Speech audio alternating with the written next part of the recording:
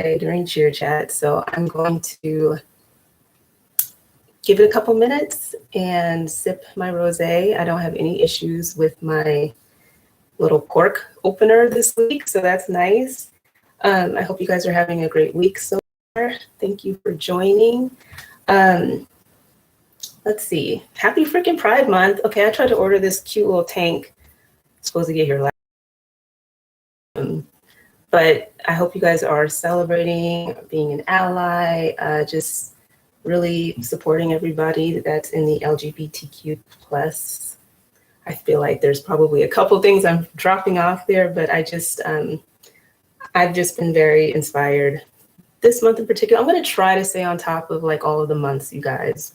I think there was already a best friends day I probably missed out on. I'm doing my best, but I think there's obviously a huge deal in terms of representation and everybody reaching across to try to celebrate and appreciate that level of diversity. And so anyway, happy freaking Pride Month. Obviously, there's a lot of games in the NBA right now, and a lot of teams are celebrating Pride Month as well. So you love to see it. The NFL also has some stuff up on their website of both NFL employees and then certain players as well, supporting Coming Out Day and all of that. So just research and kind of, like I said, there's a lot that's obviously out there and you want to see this all year round, right? But we will celebrate the month of June. I'm going to have a little sip. Hi on YouTube. Okay, so you guys, this episode's called Break Free. We actually had one of our audition dances for finals to this song by Ariana Grande. So it brings back a lot of memories of just lots of, NFL style choreography. I could probably do it in my head, but I like this title because this week, this episode, I'm interviewing Aaron and Jordan, who are former Gold Rush cheerleaders who started their own podcast called Breaking Formation. It's called a Pomcast. And they launched sometime last year. It was kind of out of, they call it quarantine boredom, but they started this wonderful podcast intended to kind of redefine the word cheerleader one episode at a time, because we all know that there are many stereotypes that people believe that cheerleaders are boxes that we fall into. And so they launched this podcast and they were so sweet to have me on as a guest. And so this is a true episode swap. I'm really excited about that. We got to support each other. And so anyway, it's a great interview and episode. We even had like a little game show at the end. At the end, I'm still editing that because either I'm a terrible game show host or they didn't really know each other too well. I'm just kidding. I love you guys. It was really fun chatting with you, and I'm excited to share that episode with you. So there's a lot. I'm probably going to be a little all over the place. Welcome to my life. Okay, Giggles is not in here, but if you see a dog or hear somebody scratching at my door, that's my dog. And I might have to let her in because she's annoying. So anyway, she's not annoying. I love her, but she can be a lot. Okay, so this cheer chat, there are some audition updates that's coming your way. I just got to get a shout out. I might as well do it now. If you're watching the NBA finals, or even if you're not, I mean, I watch for the dancers, right? But I just have to give a little second shout out to the Brooklynettes dancers, just the Brooklynettes freaking organization as a whole. I don't know if you guys are following, but these games are literally like a concert, a full-on entertainment show. Like, they are not playing games. They are like breaking necks, snatching edges, like whatever you want to call it. I'm not even going to try to stick with the times here of saying the coolest stuff, but they are killing the game and it's crazy. I get so hyped watching their story. Okay, you better not fall down. I get so hyped watching their story, you guys. Like, Beyonce was in the building the other night and they straight up, Christia just joined. Okay, I'm talking about y'all, Christia. Beyonce and Jay-Z were at the game the other night and they had their own little slate of performances that they were going to do. And they like switched, got information and did one of their Beyonce numbers where,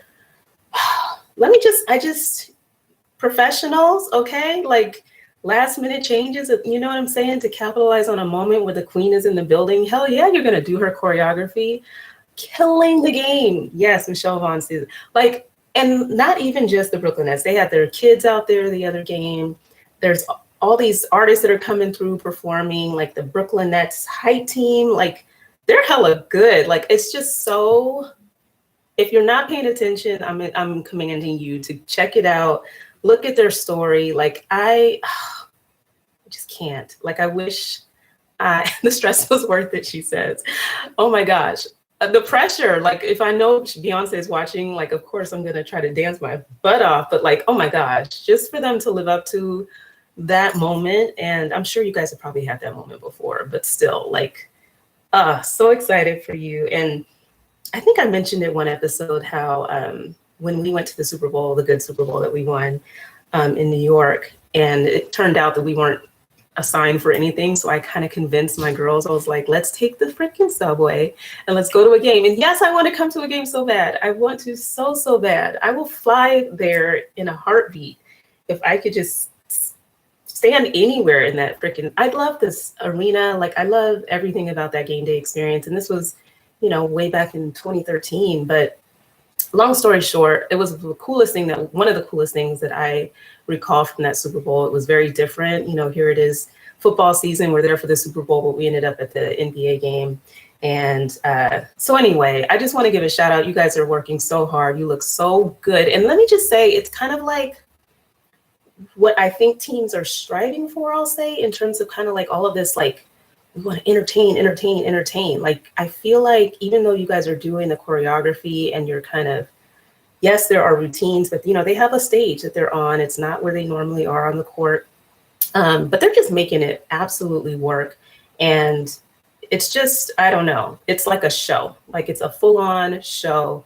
And I think today they even posted on their page some video footage from the game. So I'm just saying, check it out. You will wish that you were at the game. And I think just like the entertainment quality of their performers, both the height team, you know, the kids, the ladies, I mean, just killing it all the way around the board. And if I can come to a game, you let me know, and I will be on the next plane smoking. For real though, like, I just so impressed, and it's just so fun to watch. And so I'm sending all that love to Brooklyn. You guys are killing it. Okay, so had to say that, all random, but you guys are really doing a great job. And I get hyped every time I watch. So that being said, let's move on to some audition updates. Oh, matter of fact, let me rewind. In terms of traveling, people who know me know how much I love to travel. I think I've mentioned it before. I will hop on a plane in a heartbeat. I will be in Austin, Texas for no real good reason other than to hang out and to eat and to get some sun, because Seattle's on that BS. Summer will probably get here in August, but I will be in Austin the last weekend of June, the 24th through the 27th. So if you're in that area, if there's something I can see performances wise, let me know. I'll go. I'm going with Brittany actually. So let me know if there's something that we need to get into, a restaurant that we need to brunch at, like just let me know. And I think I mentioned that I'll be in Miami the first full week of July, visiting one of my good friends there. So that's a week long. So if there's anything I need to get into or see, let me know. And I'll be in Phoenix later on in the summer. Like, I'm just a little, I can't keep still. So if there's anything that I can see, let me know. Okay. See, I told y'all I'll be all over the place. Let me just sip. Okay, so the audition updates. Let's see. So there were a couple teams that were formed. Some announcements we're still waiting for, but the Dolphins cheerleaders had their finals, and there's glimpses of different people posting things, but it looks like they have selected the finalists that are going into training camp. Beautiful, diverse slate of dancers and performers from what I can tell. Obviously, we have to wait, but to see who made it and kind of, but it always, I feel like the Dolphins cheerleaders, I feel like came in second in the diversity survey. So I think they represent well. It's true to the area where they're located, and they just do a really good job in terms of diversity. The Bengals had their finals as well over the weekend. And as far as I can tell, there's been no announcement yet, but we'll see who ended up making the team there. I thought that their performance, I posted it in the story, somebody got some good footage of their kind of opening number. It was like a Bruno Mars mix of all his hits or what have you. And just, I kind of miss those. It's not like a pageant, not pageant, but what's the word I want to use? It's just hype because it's the opening number and everybody gets a chance to kind of be seen on stage. And I just remember those rehearsals where you have like the coming on and off the stage and just, it's such a production. And I know everybody works really hard for that final showcase. So shout out to all the Bean Gals ladies who made it into finals, and we'll wait to see who makes the squad. Let's see. I peeped the roar. That's such an odd. It's not odd. Okay, I get Jaguars roar, but it's when I think of the cheerleaders, it's just kind of I don't know. It doesn't roll off your tongue to say the roar. But the roar had their auditions, and they are having their finals next Sunday. And from what I could tell from the picture, it looks like there were 2 males selected as finalists. So we'll have to see what happens if that team ends up going co-ed. And I'm assuming just based on the program that they will be kind of dancing alongside the ladies. So we'll have to see who makes the team. The LA Rams also announced their squad. 5 males made the team. I can't wait to learn more about the squad. It looks like some fresh faces. But congratulations to everybody. Obviously, this is just the exciting time of the year. You kind of get to see the teams form and you know how much hard work is going into the process. And then I think we're just getting acquainted with some teams that have formed a long time ago. Well, the Las Vegas Raiderettes, for example, they kept their existing squad from last year, but they've been putting out content, kind of like getting us reacquainted with who's on the team and giving little fun facts about the ladies. So I appreciate stuff like that until the bios and stuff are up. I'd love to do just another little scan of who's in the NFL to see, if there's some interesting bios that stand out to give people shout outs. We want to have just some good, exciting news of like who's who now, because I feel like a lot of the main names that we all probably identify with and know right away they're retiring. So I got to get to know this new crop of people and see who's popping and who's interesting and all of that good stuff. I'm still keeping an eye out, PS, for like what's the word from the NFL in terms of like where the dancers will be performing. I'm assuming maybe teams have a sense of something, because if you're going to be forming all these entertainment teams, I hope that you're on the field, because where else are you going to do stuff? All this exciting trickery and stunts and whatnot, like you need a place to do it. So I'm assuming that's a good sign that maybe you guys will be back on the field. Let's hope, fingers crossed. So I think that's all I had for the audition updates. Again, congratulations to everybody. For those of you who are, who worked so hard and unfortunately didn't reach your goal this time around, this were like 70 plus episodes. I don't want to say 80 episodes deep in the podcast right now. And there are episodes about, just kind of picking yourself up and perspective on, when you don't make the team, because I know it's emotional, you're excited for people, but you're also just really like, so I'm going to drink for you because I know how that feels. I experienced it and it's not fun. So I'm rooting for you, and it may not have been your year, but keep your head up. And there is some I would say, I think it was like the Try Again episode that Brittany and I just kind of talked through just that process, because we both got cut at one point during our career. And, it's a lot to work through. So if you need something to listen to kind of, just work through those emotions, then by all means, go back and listen to some episodes. So let's see. I told you guys we were going to talk about the Saints and the announcement that they made. And then some more reviews came in about audition prep programs. And so I'd like to share that content with you guys. And then before I get too deep into it, for those of you who listen to the podcast, like on a podcast app, I've been debating, because these little IG live sessions have gotten so juicy, and hello everybody on YouTube, with lots of comments, and I love it. And I want to capture all of it.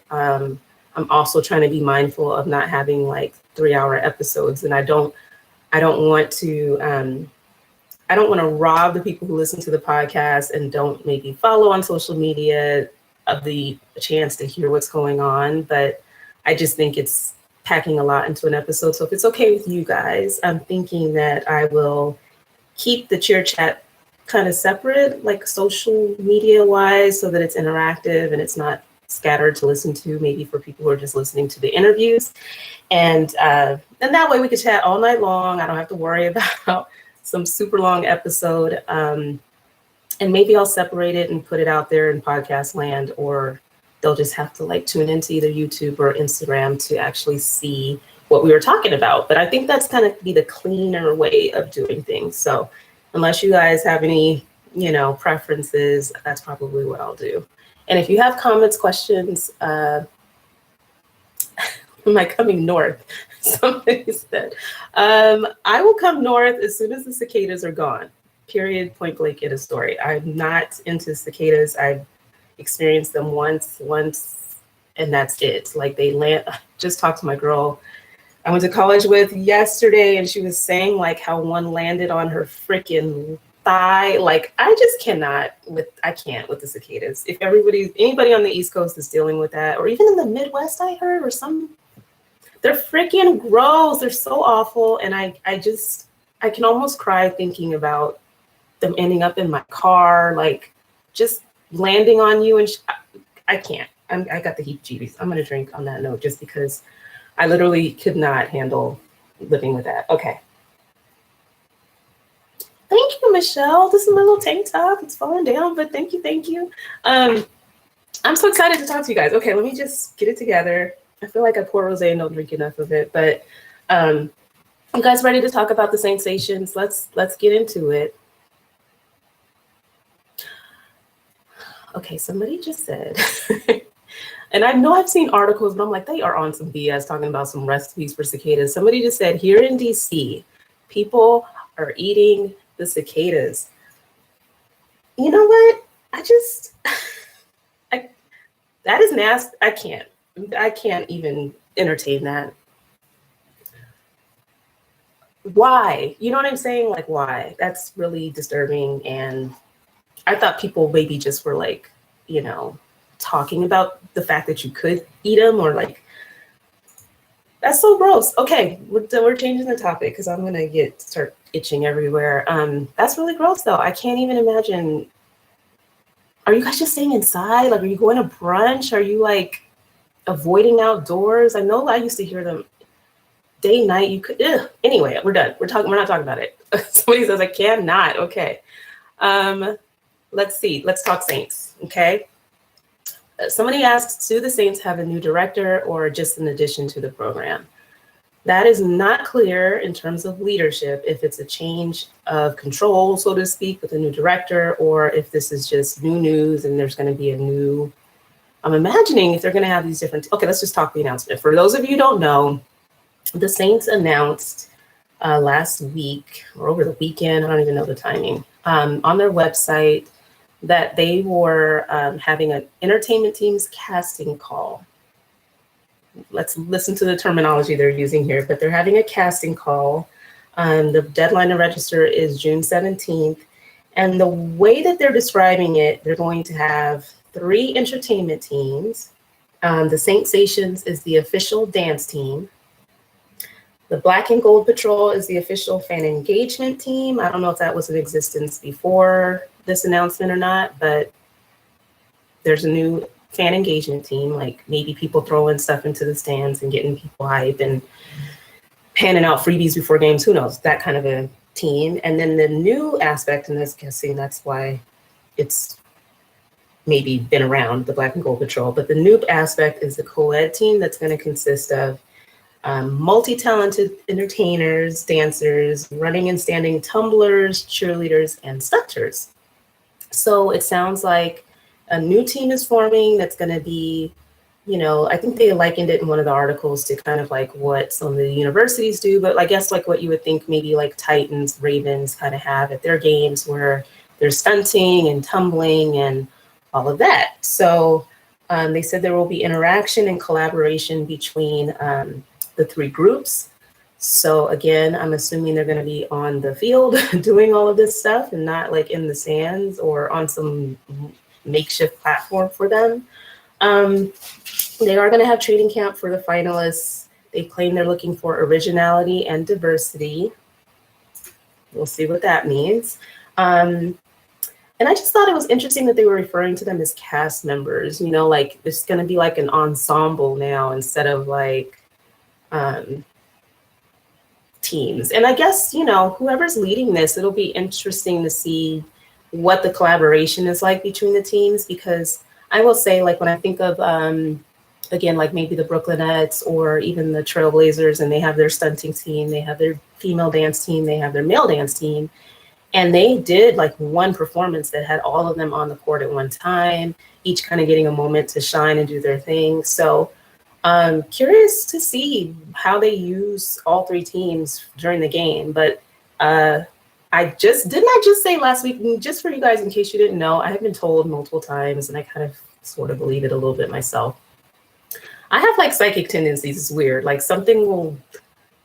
I just get visions and whatever. But I remember just mentioning, like, I don't think the NFL is going to go the route of having multiple entertainment teams because, well, I guess that's not psychic because here they go, they're doing it. But I just was trying to imagine, how are they going to do that? Like, are they really going to be like the NBA and have multiple entertainment teams? And I just didn't think the NFL was really wanting to fork up that extra money to pay all these additional teams. And on that point, I think, like, if we have budget to add a bunch of entertainment teams, it just makes me think, like, is there room to like increase the pay for the dancers and the entertainers? Like, can they be treated like true entertainers that are cast for different commercial dance jobs? Like, perhaps? Thoughts? Anybody? Like, I mean, I just think, you know, you're asking a lot of people. You're wanting a lot of, you know, you're asking for them to be ambassadors. You know, this isn't like, you can have some unique skill. Like maybe you can, I don't know, bounce on your head, or I don't know what kind of skills they're looking for, but, and you're also wanting this same person who might just be like a really good entertainer, but you're asking them to also be ambassadors, well-spoken, like just super, super well-rounded. So you might think about just increasing the pay across the board for these people. I'm just going to say that, period. We're going to have, again, if you guys are willing to participate, I know I need to just get it out there and just see what happens in terms of participation. But if you guys are willing to be part of this survey where we can start polling and getting a real sense of like, what are we getting paid? Like, and what are some better ways of doing things that we can actually improve this whole picture? Because it's getting a little out of control. You want us to do the most and you want us to pay the least. Like, it's not working. Comments. Okay, somebody said preach. Yes, increase the pay, please, right? Because they barely wanted to help the teams they had. Exactly. Like, it's great that you're seeing some movement and investment in teams right now, but you know, I just think there's room to ask the question. Like, if you really want to up the entertainment value and ask so much of all of these performers, then get with the times. Like, you might need to start paying them a lot more. Okay, that's just my 2 cents. I feel like not all of the teams go into the community though. I mean, lately, obviously with the Rona, maybe people are not able to do as many appearances, but I feel like that's a standard across the board with NFL or NBA. I don't know about NBA, but NFL, like in terms of community appearances, that pre-COVID, that used to be a real big aspect to being a part of the team. But maybe that's changed in the recent, you know, Rona environment. Somebody said, in the sense of multiple teams for an organization. Oh, yeah. I mean, maybe if they realize that the cheerleaders or the dance team or whatever is probably best suited to go out into the community and take pictures and interact and do all those things, then maybe not all of the teams will be on deck for all that kind of stuff. Who knows? Somebody said, I have a question. So with all these teams, who goes to Pro Bowl? Which team? Interesting. Wow. I don't even, well, let's hope Pro Bowl is coming back. Let's hope, right? Where next year there will be a Pro Bowl, and let's assume that they're going to be prepared for the possibility that maybe you're going to have like a male Pro Bowl cheerleader, and that they're all equipped and ready for that scenario to happen. But yeah, I mean, I would think that the original team, in terms of the dancers, would be in the running for the Pro Bowl, but yeah, the game is changing. I don't know if that's going to be something that sticks. And I've always been curious, like even with the Baltimore Ravens, right, where you have like the stunters and the dancers, you know, are you picking a Pro Bowl representative out of both of those groups, or is it kind of like only the dancers gets considered? I don't really know, but yeah, I don't know. And even the Pro Bowl selection, I just think is interesting, and I'd definitely be curious how teams are going about selecting it when it's time to really have a Pro Bowl again. Yeah, so somebody just said good point. Yeah, so anyway, I'm just trying to keep up with y'all with the comments. It should be the cheerleaders since they were there first, says somebody. Yeah. And I'm not trying to not give people credit. I mean, this goes back up on my site and you don't get to see any of the damn comments. I wish Instagram would just change that and then I don't have to keep saying stuff, but whatever. But yeah, I'm just keeping everybody anonymous just to be on the safe side. Thinking about it, I believe Baltimore Ravens cheerleaders choose female cheerleaders for Pro Bowl in the past. Yeah, I definitely have not seen a male Pro Bowl cheerleader, period, point blank, for any team. But when you think of some of the male cheerleaders in this space, you know, if they should be considered, I would imagine. So somebody said, we Ravens have had stunt girls attend Pro Bowl before. Okay, cool.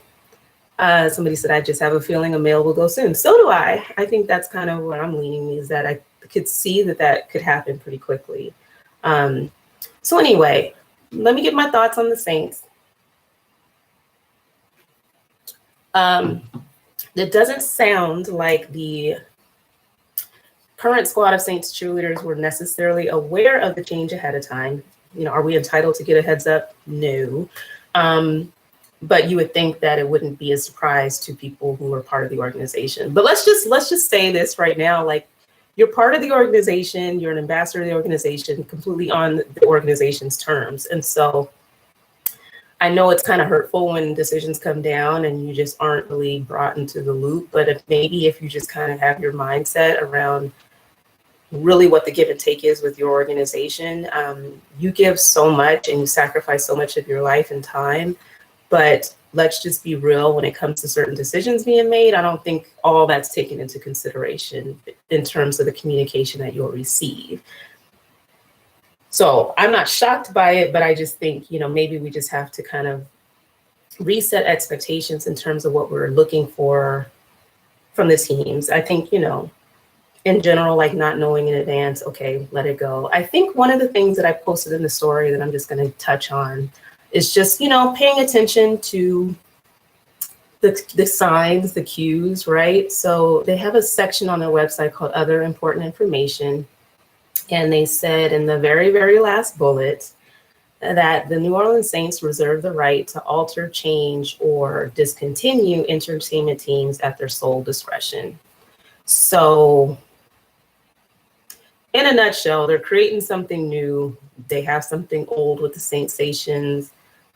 All of these entertainment teams, I think, are subject to the disclaimer that I just read, that basically they can change it, alter it, discontinue it whenever they so feel like it. So I don't want to be an alarmist and acting like this is like bad news bears or, you know, something that we need to make an issue of. What I will say is that it appears to be additive, right? They didn't say, unbeknownst to any sensation, that you guys don't exist anymore and we're coming up with this new entertainment team that's going to be stunting and dancing, and they didn't pull that number. So do we think that's a good sign? I think we do. I was kind of feeling it until I saw that last bullet and I'm like, okay, you're reserving the right to basically snatch whatever you want to snatch away or change it or whatever, whenever you see fit. And they have the power to do that. And I'm going to give, just in terms of closing thoughts, you know, another plug. You guys, like, these decisions, I think, are going to keep coming. They're going to keep happening.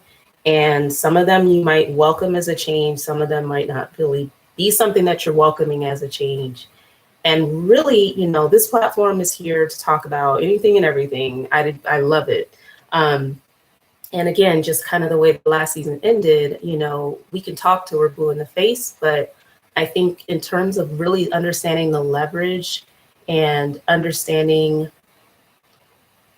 just kind of this industry that's changing and moving and what role you want to play in it, you can have a lot more leverage, power, all of these things if you just open up your thought process around exploring the option to unionize after you make the team.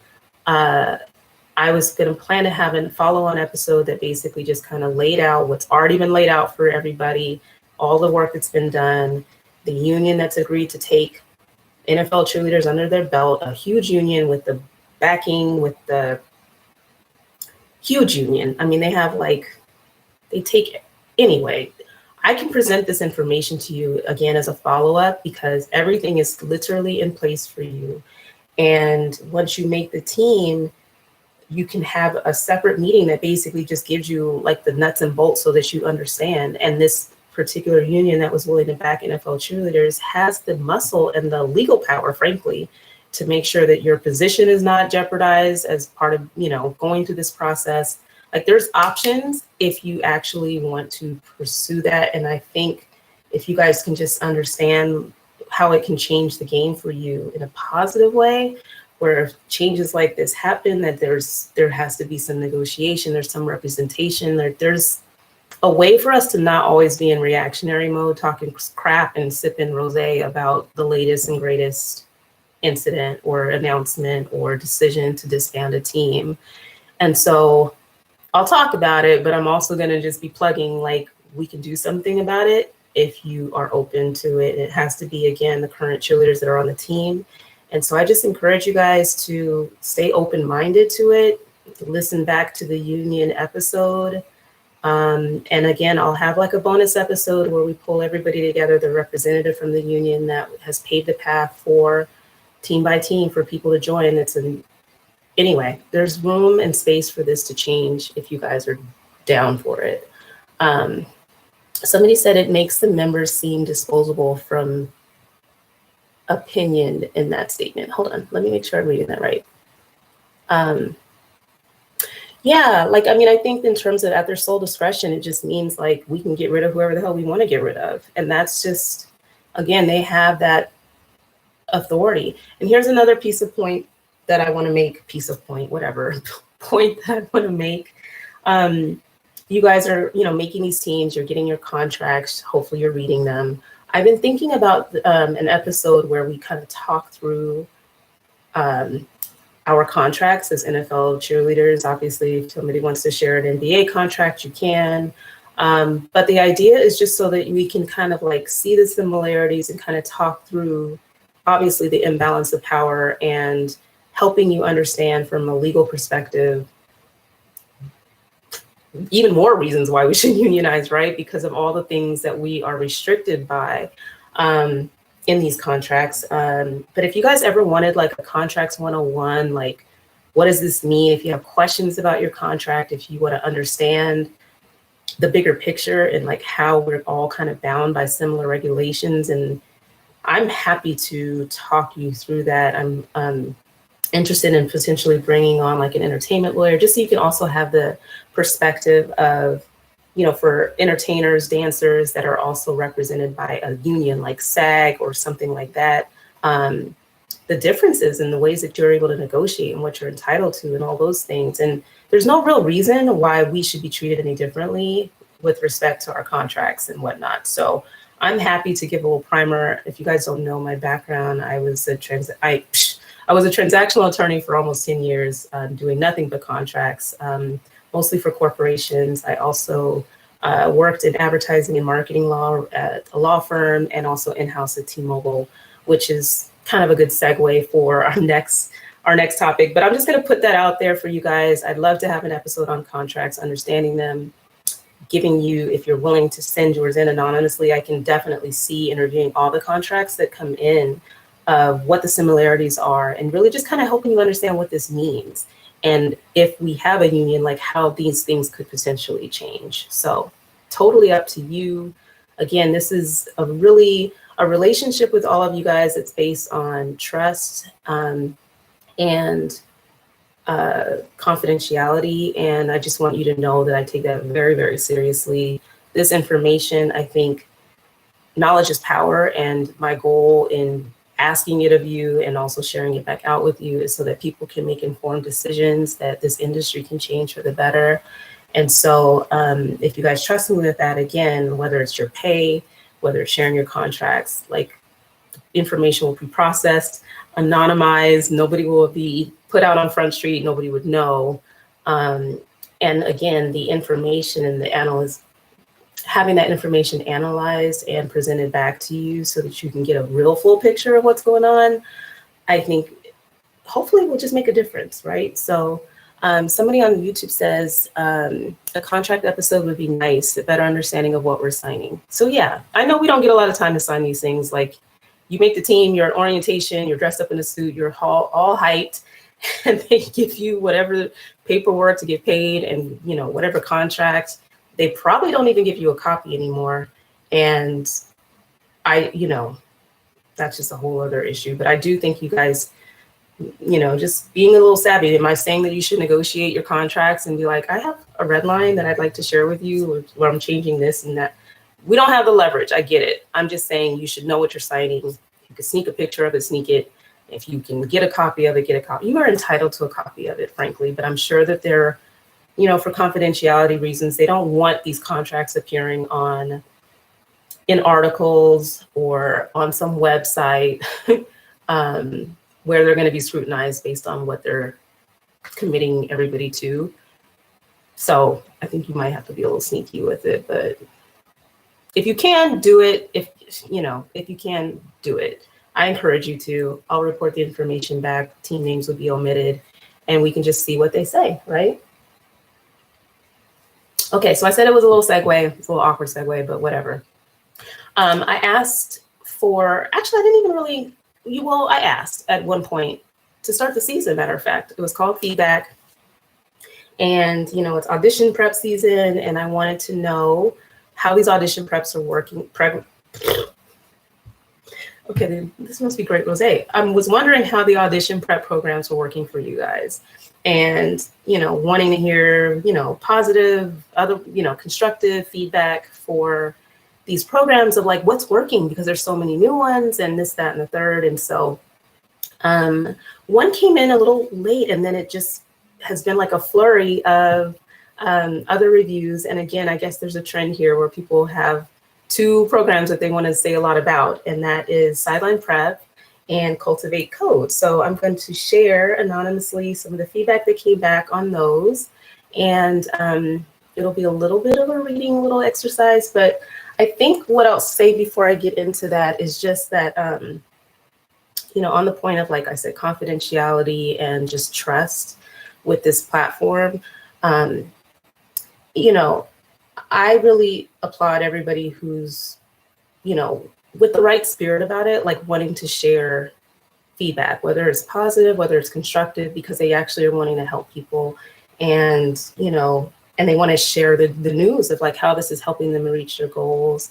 And so I do, you know, my own kind of, I won't even say vetting, but like I take this role seriously of presenting information in a fair way, and I'm not afraid to say pretty much anything. And it's not because I think I'm big and bad and whatever. That's not it. I just think that our industry, our community as a whole, is very, very, and rightfully so, very, very guarded about what they can share freely, right?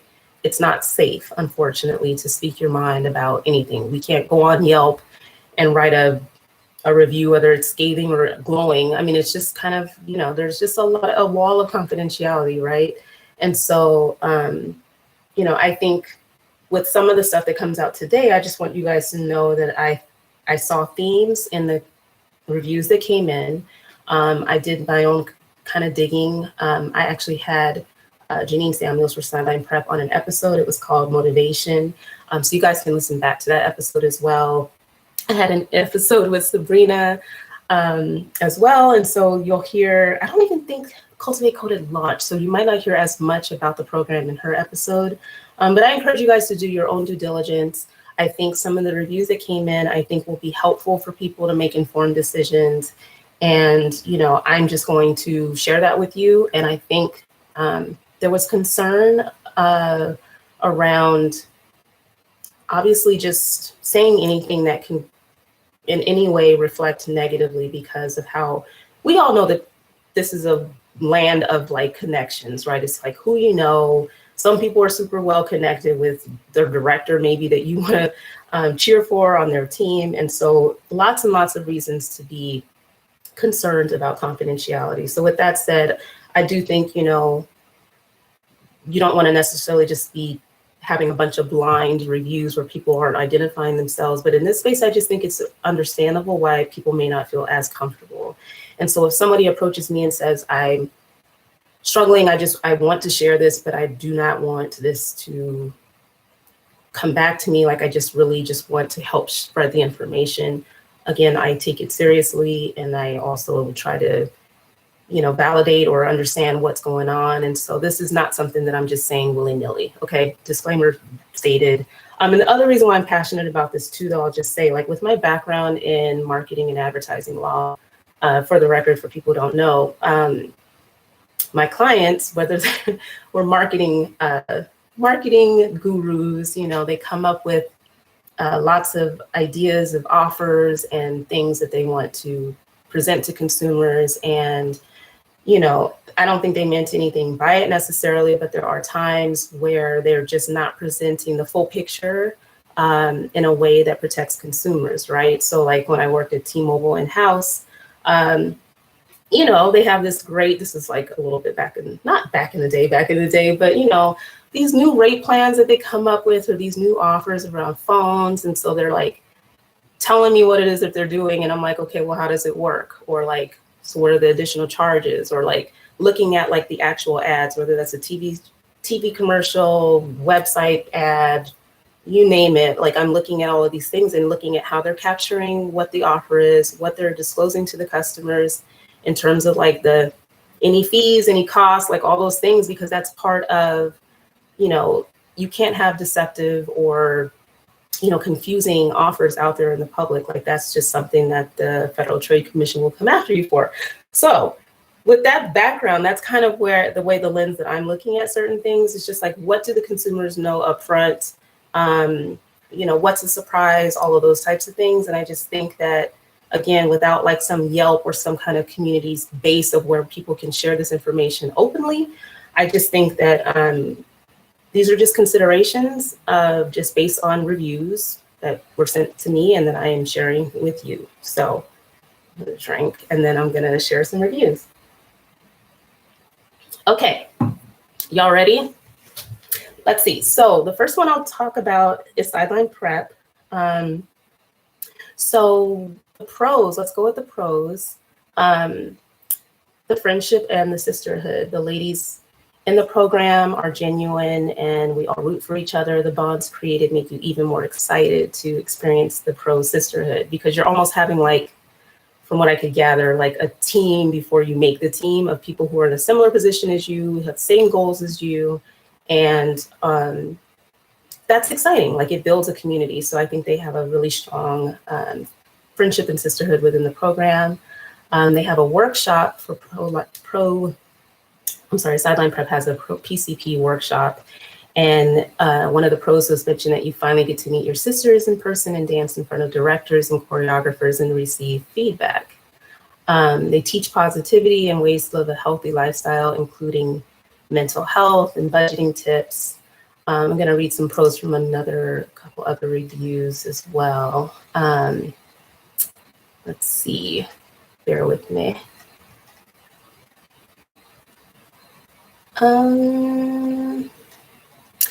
So anyway, I had all these up and then I think I closed the window on accident. Okay, you got your patience, so thanks. Okay, so one of the other pros, or there's a lot of pros actually, let me get into them. I'm trying to be organized with it, but you know, bear with me. Humbling honesty was one of the pros, while also being encouraging. They truly want you to succeed. Extreme personalization. You're paired with a coach who checks in weekly with you on your training.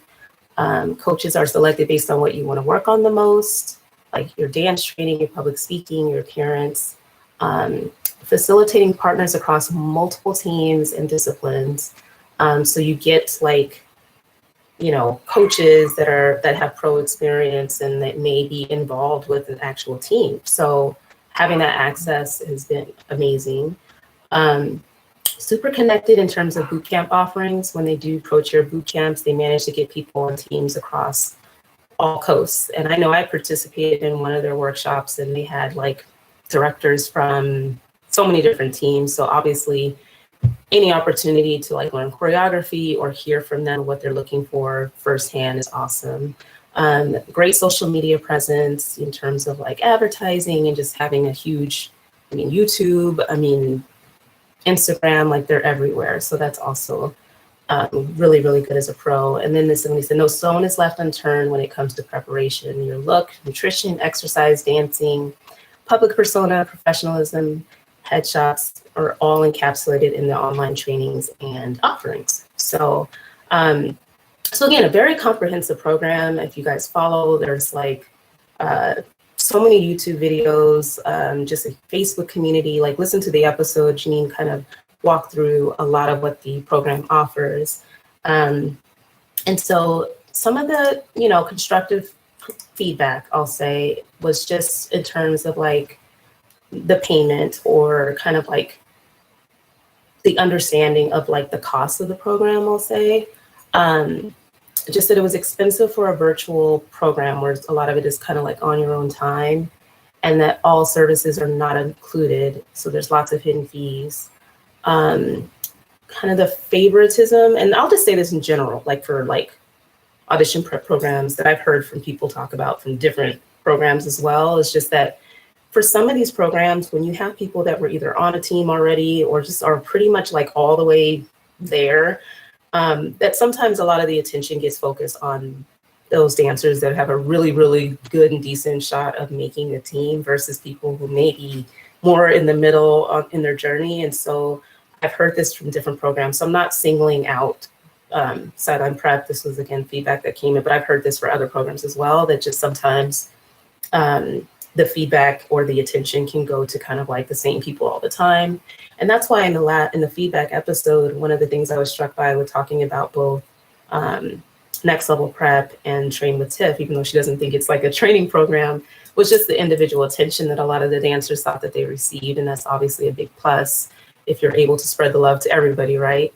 And so one of the cons also listed was just harsh feedback and the lack of feedback from like the owner necessarily. Like it's feedback mostly from your sisters that are also in the program. So it's not like the direct feedback from the pros or as much of it as, you know, this person, you know, expected. They said a huge time commitment with a lot of worksheets, and the workout or the fitness portion of the services is not customized and costs extra for the videos. And I'm going to another couple other, I'm like jumping over in terms of the different reviews, but bear with me, guys. Somebody just said that it's a little Baltimore, DC centric, but it's definitely virtual. So, and I think they're expanding in terms of other parts of the country. So, you know, you may have to travel there in case you want to take advantage of some of the events and the photo shoots. They said toxic positivity, but that may have been their personal preference in terms of like emphasizing the law of attraction, maybe a little too much, whatever. And then the last point was like, just like pyramid schemes. They just thought of it as kind of like a lot of either sponsors or partners. I'm not exactly sure with this particular comment, but just that, you know, that whole multi-level marketing stuff that's out there, guys, where it's kind of like constantly like looping you in with spending more and more money. And I hate that stuff. So I can't even describe it fully because it's kind of, you know, it's just whatever. That was just some aspect that was raised in this particular one where it's just Shakeology was brought up a lot. As something to supplement your diet, and some other makeup thing was advertised, and both are affiliated with well-established multi-level marketing companies, schemes. And so just a point there. And somebody else had said just like they felt kind of like a dollar sign, and just that, you know, that when it came down to having privates and stuff, like it was always an upsell. And that was kind of the theme that I saw with the different reviews, was just that things that they understood to be included in like a pretty expensive program, I would say. I don't know what everybody charges. Like, not everybody's going to put that on the website. That is not on the website in terms of the pricing and how things work. But if you're paying for something that has a pretty hefty price tag to it, and you're thinking that some of these services are included based on that price tag, and then you're finding out as you're trying to go through that it's an additional charge, I think it's kind of, that's where I think, from what I can tell, like the consensus is, and just that it's a little problematic because you're just not prepared for the total cost of the program. And so again, it's just feedback. And I did some looking back at just, the website, and just trying to understand like what's disclosed, how is this kind of like presented to everybody? Because let's just be real. When you are looking for an audition prep company, you are definitely, I won't say vulnerable, but you are hoping for the absolute freaking best. You're open to all feedback. You want to know how you look. You want to know how you dance, what you need to work on. You're so open, for getting the help that you need to make this dream come true. And so I think you're slightly vulnerable. And if you just aren't careful in the way that you kind of evaluate these opportunities, then you might end up kind of getting sucked into something where you may be paying a hell of a lot of money by the end of the day. But it's just something that you have to keep in mind, or asking the right questions to figure out if maybe like a la carte is the best option for you, or even just seeing what information that's free that's out there, right? Because this is your hard-earned money, and it's, went through a COVID year. We don't know what people are working with. But I just think when I looked at the website, what I noticed was there's just I think a pretty clear disclosure around the list of sponsors. Like, there are sponsors that are part of the program, and it states on the website that they provide discounted services and, personal image advice to enhance your appearance, basically hook you up, transform you into a pro cheerleader, right?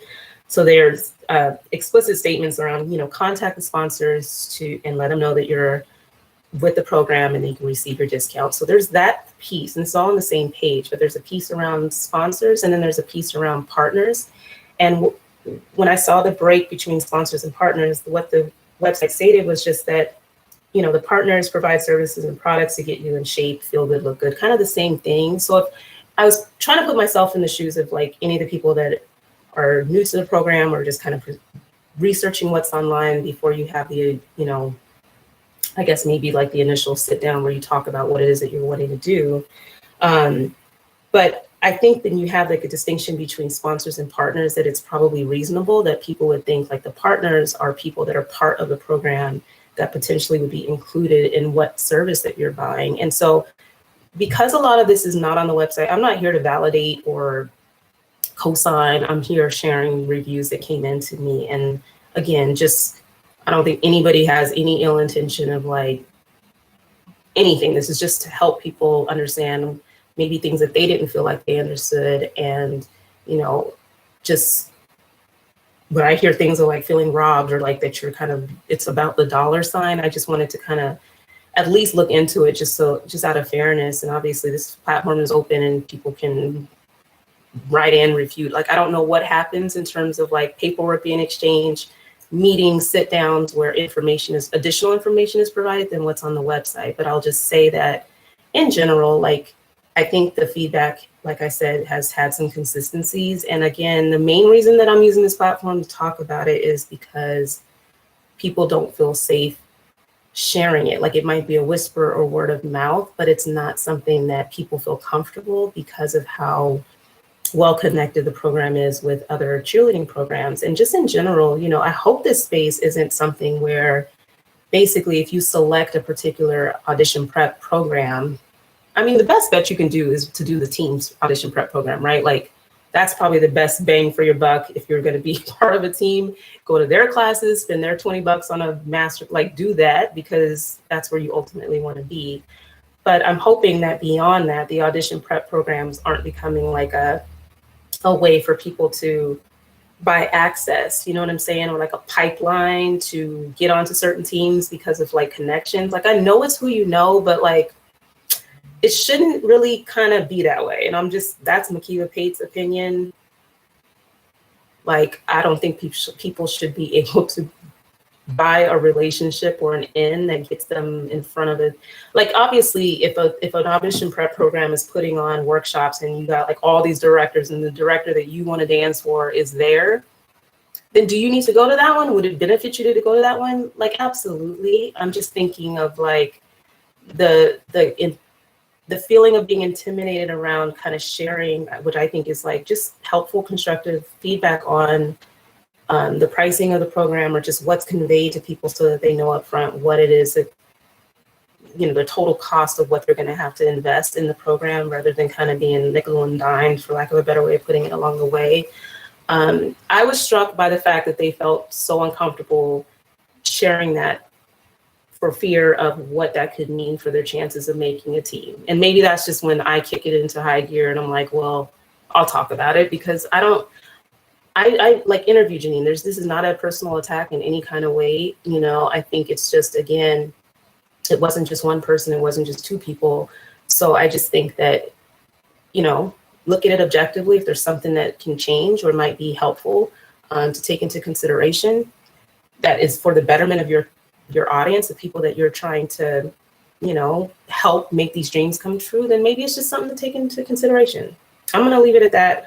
I don't have any skin in the game. I'm not trying to make a team.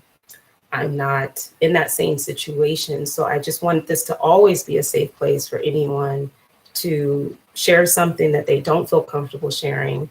I'll say it just because, I mean, again, like, maybe just doing some vetting to make sure people aren't just like telling big whoppers on here.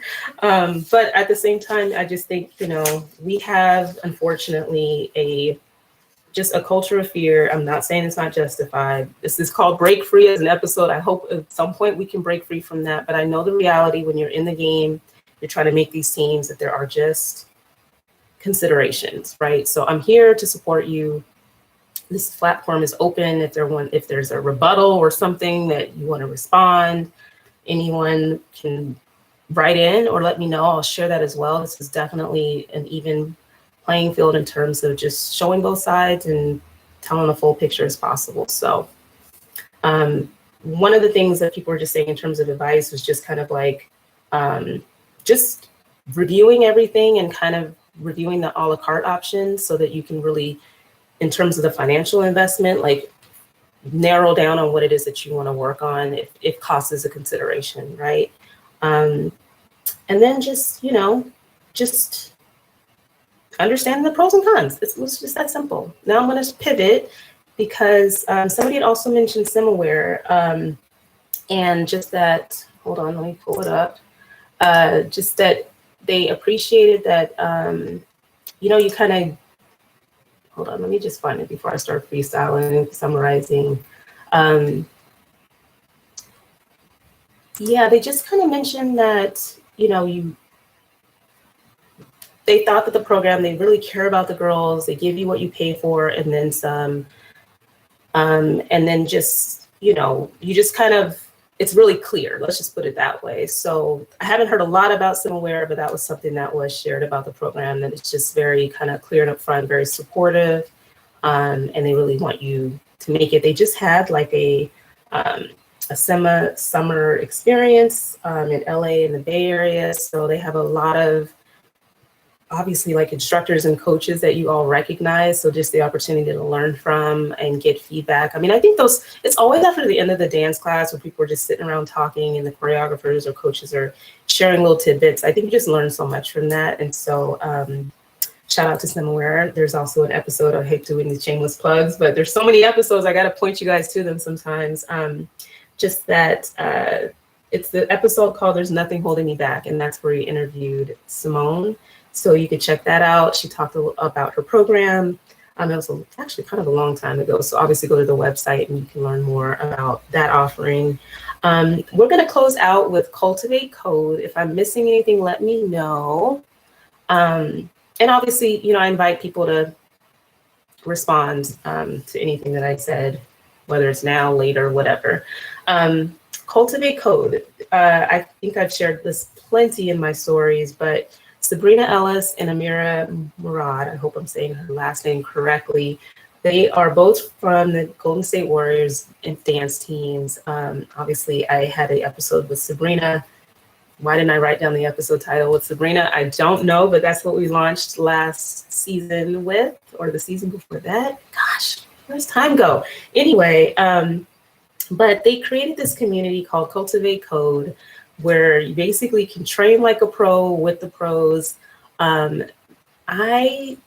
From the minute they had like kind of their intro launch of the program and just kind of the philosophy behind it, like I was hooked. Like they are trying to teach you like how to make a team, but also like how to be a good teammate, how to be successful once you're on the team, and just the whole structure I thought was just genius. And you guys, I got flooded with reviews about Cultivate Code. So y'all just gotta bear with me and let me share these with you, because it was actually just overwhelmingly positive and really, really helpful for these dancers. So I'm excited, and y'all it's story time. I'm gonna read, but just really, really cool feedback on this program. So not surprised, but I'm really glad that I finally got to hear what it was like, because anyway, somebody says, just wanted to give a shout out to the Cultivate Code as my favorite pro dance training program. I'll skip the stuff that we already know. This program has amped up my dance level exponentially because of all of the one-to-one feedback they have given me. They also do thorough deep dives through all other pro dance aspects you will need to succeed while being on a team, such as healthy eating, workout routines, time management, mindfulness, and more. I've been so grateful for their program to help me prep for auditions this summer. So you're going to hear a lot of themes. And again, I look for themes, not like I would have doubted anything, but this is going to start to sound like, in a lovely way, not repetitive, but just kind of like a lot of common experiences here. Somebody said I joined the Cultivate Code program, and it's really helped with my dance memory and to get in the mindset of retaining the dance choreography when it comes to cleaning sessions. Okay, so one thing I learned about Sabrina during our episode, okay, now it's gonna freaking annoy me. What is her episode title?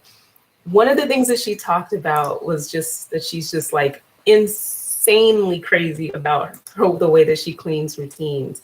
But again, this is something that you will want to have some experience with, so that you're prepared for it when you're on the team, right? Like cleaning sessions are no joke. And the way that she sounds like, I believe that we will win. That's what it was. That's her title of her episode.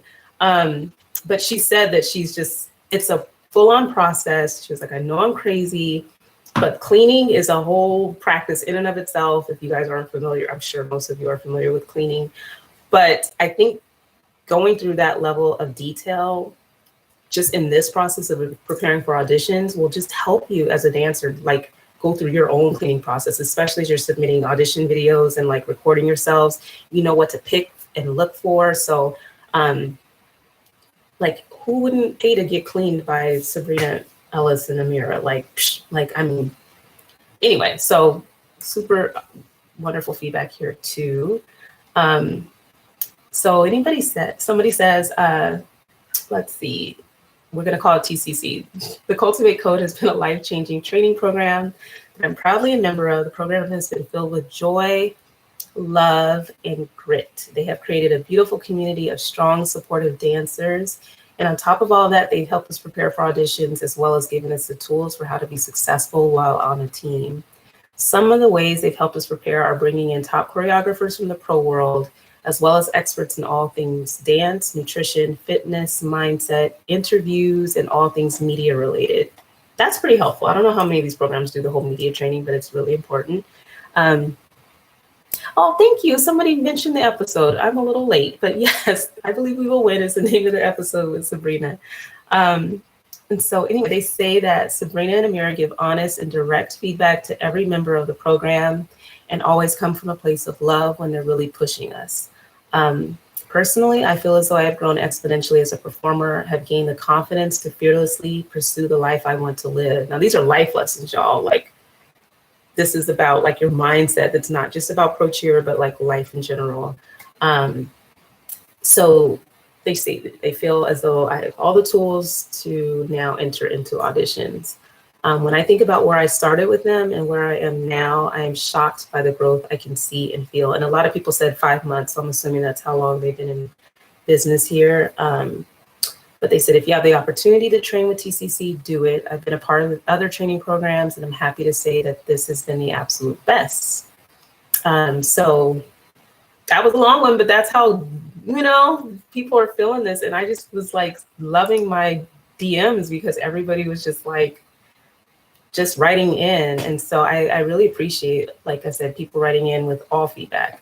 Somebody said I'm part of coed. It's a unique program in that it's just not a dance organization built around pro cheer and dance. It's more representative of a program based on life management skills that focus on life training, which in turn helps one become a better performer. It implements skills on time management, sociability, accountability, ownership, and living up to your highest self. I'm going to pause because if you guys follow the account, like one of the things that I appreciate about Cultivate Code is just how, like, it's just like spoken from the heart, like the jewels and the wisdom I think that they try to share, where it's like, it really can apply to so many different things. And they're really like, I just don't know, they're just nailing it in terms of like articulating like what it means to be a good teammate and things like accountability and ownership, like owning things that you need to work on. Like they just do a really freaking good job. Okay. So I just wanted to pause to say that, but they basically were saying accountability, ownership, and living up to your highest self, which in turn affects your pro dance career. I have enjoyed this program because it has not tried to mold me into something I am not, but rather cultivated the best version of myself. Exactly what the program says it does, which is bringing a unique programming to you as a dancer. I'm so thankful that I have 2 coaches that are in the industry now telling me how I can highlight my strengths. I feel very incredibly valued as a member of the Cultivate Code. So, I mean, again, there's a lot of choices out there, you guys. I think hearing this type of feedback, I think you just kind of understand what people are gaining from the program. And so if that resonates with you or sounds like something that you would want going into your next audition, I don't know the format of Cultivate Code in terms of joining the program, but these reviews are not lying, okay? And there's more. And I'm just gonna keep reading. Y'all can, Somebody says it is one of the programs that gives direct direction from the other side, from directors themselves. Yeah, because don't you, like, how many times do we do auditions and we don't hear shit in terms of like, whether it was your look, how you performed, how you showed up, like you don't hear anything. And that's one of the things that's so, I would say, disheartening about the audition process, is because you put so much energy into preparing for the audition. So like, I'm sure you're hearing feedback from whoever you're working with along the way, but what you put out there for the audition itself, you don't get to hear shit about like how you did, how it resonated with the judges. Like you don't get the scorecard, you don't get anything. And so you're really left with everybody saying never, never, ever, ever. But you're left with like nothing to work on, nothing to take to heart. Like, okay, so I did this program, I worked on all these things, I got this far, but what I heard from the judges or the director was like, this still was weak. So now I know when I go into audition prep program number 2, I'm gonna focus on this. You have no freaking clue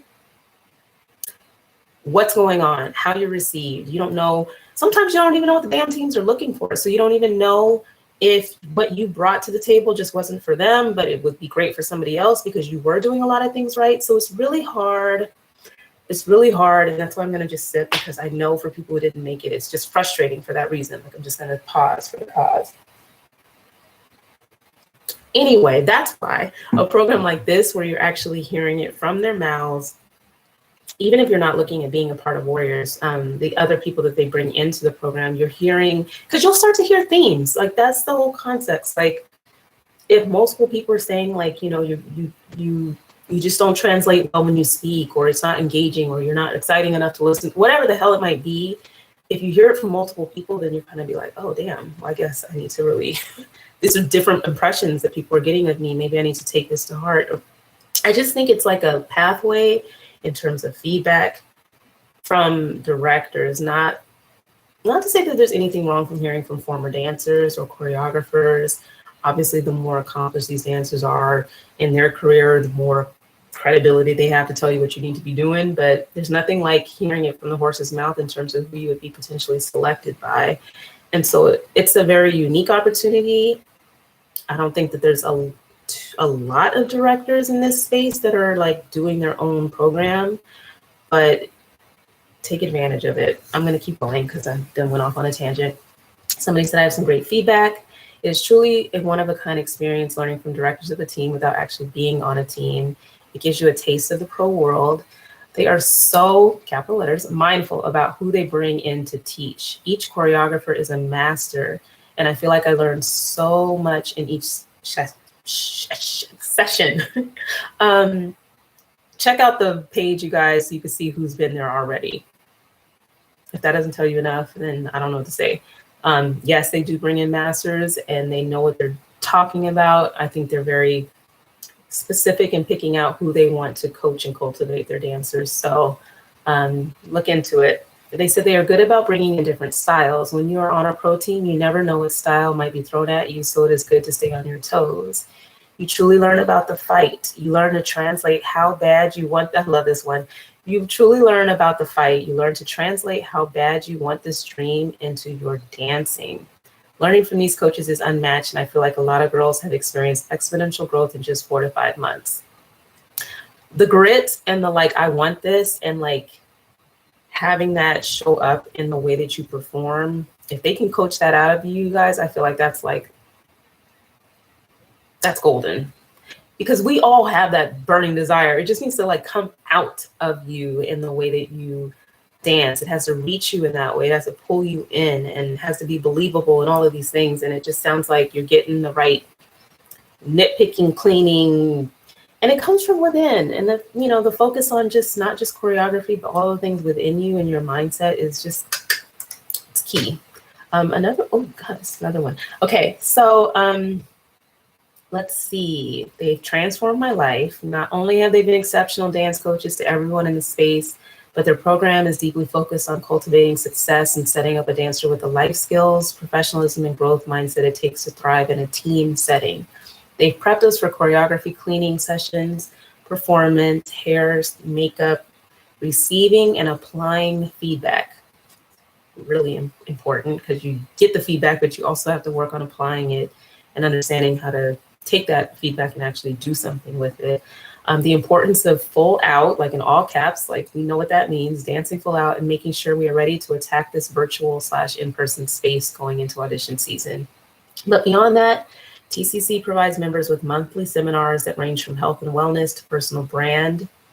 That's new, as far as I can tell, to understanding musicality and freestyle. Like I love the sense of family this program provides, and Sabrina and Amira have created a safe, beautiful space for dancers to come to receive live feedback and work towards succeeding in the pro dance world. You truly feel the passion pouring out of their souls into TCC, and the past 5 months have transformed my life. This program is outstanding, highly, highly recommend. So people don't just write stuff like this if it was just like, yeah, it was good, whatever. I think these are speaking volumes. I have 2 more, and then I'll open the floor to whatever you guys want to talk about. Like somebody says, I can't say enough great things about the Cultivate Code. Sabrina and Amir are such amazing, knowledgeable mentors in the pro dance space and have created such a positive, inclusive, empowering environment within TCC. Some of my favorite parts of this program are how much honest and open feedback they provide. They truly care about each of their members and helping them continually level up. I also love the variety of topics we cover and various mentors that come into this space. Aside from learning choreography, we've had fitness, nutrition, sidelines, mindset, and personal brand classes, all of which are so important because at the end of the day, being a pro dancer is so much more than dancing. I think this program truly is setting you up with all the tools to become that full package that judges are looking for, to help you feel confident walking into auditions and understand what exactly being a pro dancer entails. I love my TCC fam.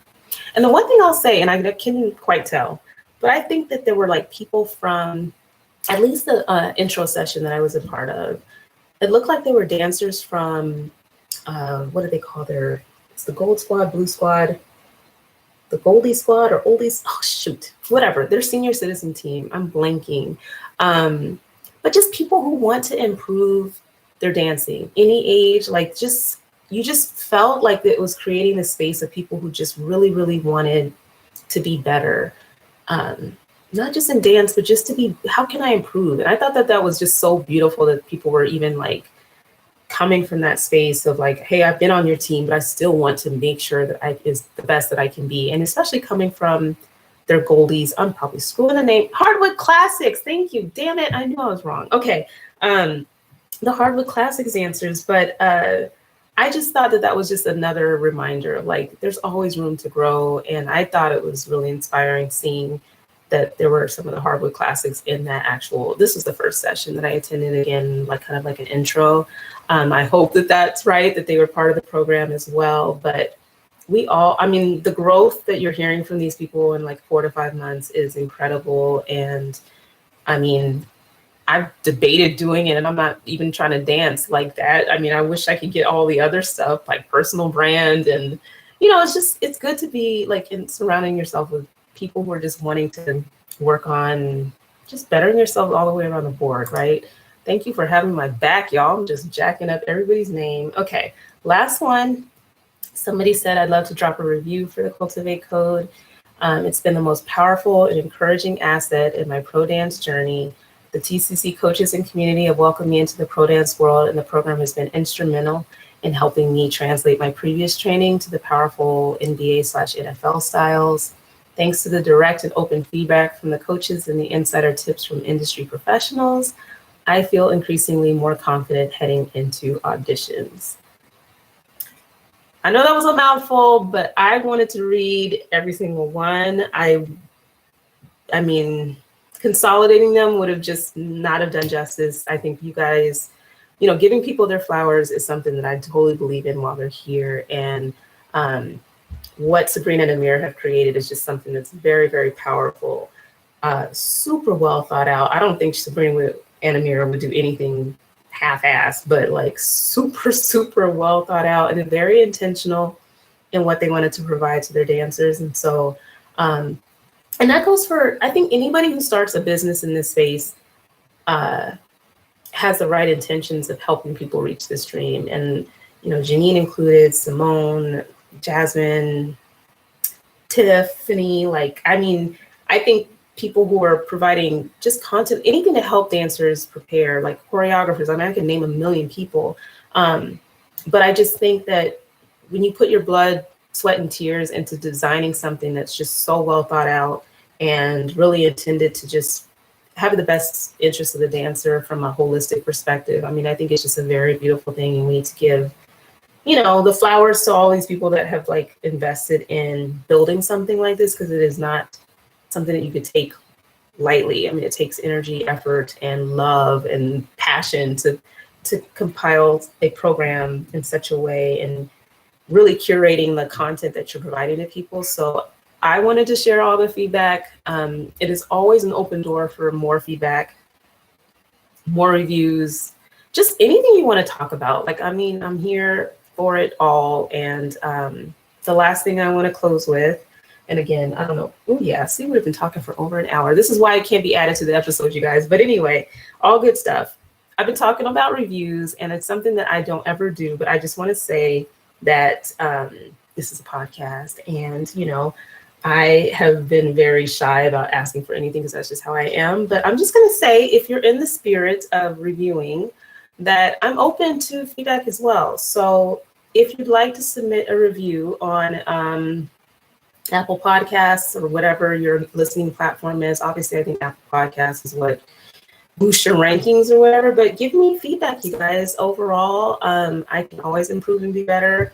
Let me know if there's anything that you would like to see me do differently, if it's helped you in any way, any episodes that really touched you. All that feedback just helps, I think, any creative person stay inspired, and it helps it just helps to know how it's being received, like how it's landing on people.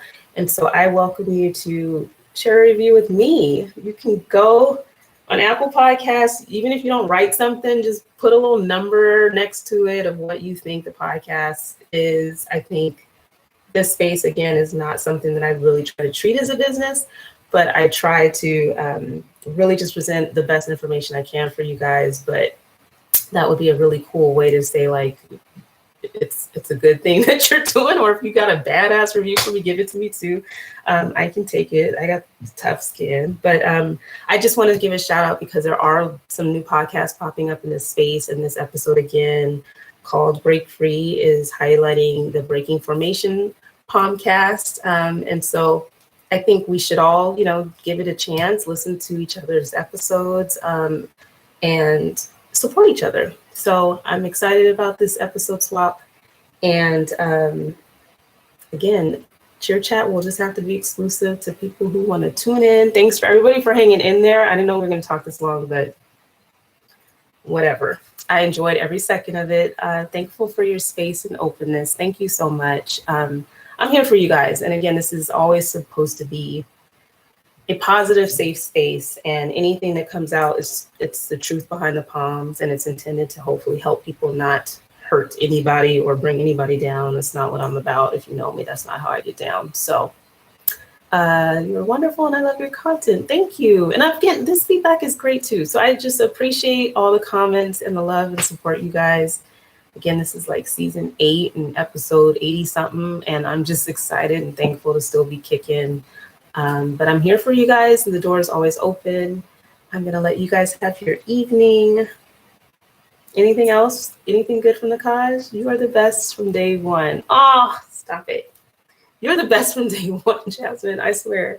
No, I appreciate the support, you guys. And again, I love you. I'm wishing for the best for everybody involved. And cheers.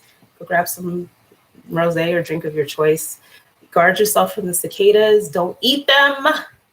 And I will see you guys next week. The episode will be posted tomorrow, and I look forward to chatting with you next week.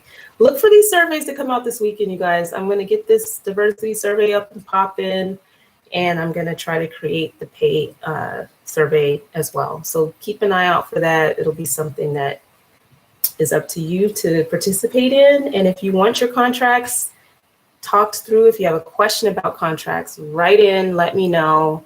And we can start talking about it together, and we can learn from each other. Thank you for doing this. Very informative. Enjoy it every week. Thank you over there. I always say YouTube land. That's so retarded, or not. That is not what I meant to say. Ridiculous. We need to get you some ads, sponsors, something. I'm working on it. I think the positive reviews, frankly, on Apple Podcasts will help bolster that conversation. Like I said, I hate ads, but if we get up in the rankings, you guys, yes, you say it every week. And I'm going to seriously keep working at it. Every time I have a break, that's what I'm supposed to be doing, is kind of like building out the pitch for sponsors. But I really want it to be like, we get some money towards some products, not so much like ads, but I want a discount for Puma athleisure wear or whatever, you know what I'm saying? Like, I want it to be good and meaningful ads if they're going to be ads. I love the rosé talks. I know I finally got to drink some more. Thanks for letting me pause and have my little sips. I'm going to be like I said, I could probably benefit from some of these programs to really just thinking about the branding, and I'm learning from even the Breaking Formation podcast, getting some interns. I'm like, why have I not thought about that? If you're interested, hit me up. But I'll let you guys go. I'm rambling now. The rosé is probably kicking in. But I hope you have a wonderful rest of the week. I hope you enjoy tomorrow's episode, and I will chat with you next week.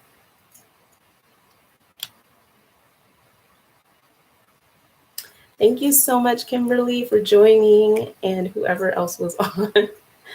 I'll see you next week.